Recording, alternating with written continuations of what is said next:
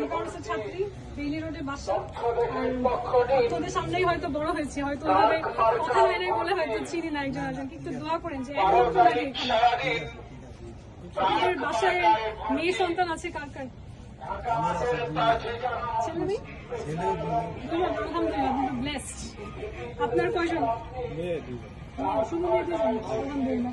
আমার বাবার হচ্ছে শুধু 4 মেয়ে, আমি বড়। আমার এক ছেলে, একেবারে সুখী পরিবার আমরা যেটা বলি। মাশাআল্লাহ মাশাআল্লাহ। দেখেন, আমি অবাক হয়েছি এবার যে জাতীয় নির্বাচন হচ্ছে এত বছর পরে, এই নির্বাচনে যত প্রার্থী তার মধ্যে নারী হচ্ছে শুধুমাত্র 4%। তার মানে 100 জনের মধ্যে 4 জন নারী। তার মানে আমাদের দেশ ইলেকশন করার মতন এখনো নারীর জন্য নিরাপদ না। এবং আমার একটাই উদ্দেশ্য, ঢাকা 8 যতটুকু এলাকা আছে এই জায়গাটা আমি কথা দিয়ে যাচ্ছি, আমাকে যদি সত্যি দেখেন এমপি হতে 5 বছর পরে, যেহেতু আমার এখানেরই মানুষ, এসে হিসাব নিবেন আমি আসলে সেটা করেছি কিনা। এই এলাকা নিরাপদ করার জন্য ছেলে মেয়ে দুজনের জন্য যা যা করা লাগে আমি সবকিছু করবো।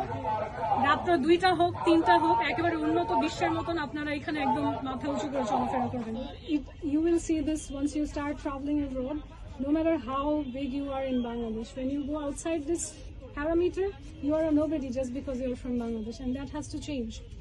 20-30 বছর হয়েছে এখানে আপনি আমাকে দেখার কথা। আমি এখানে বিধানসভা ছাত্রী ছিলাম,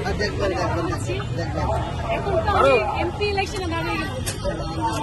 একমাত্র নারী, আমার জন্য দোয়া রাখবেন। ট্রাক মার্কা আলহামদুলিল্লাহ, চিনা কথা।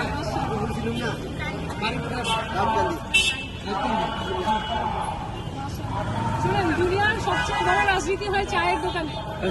এখানে মানুষ কথা বলতে এসে সবসময় সৎ কথা বলে, সবাইকে বলবেন সৎ কথায় বলতে আসে।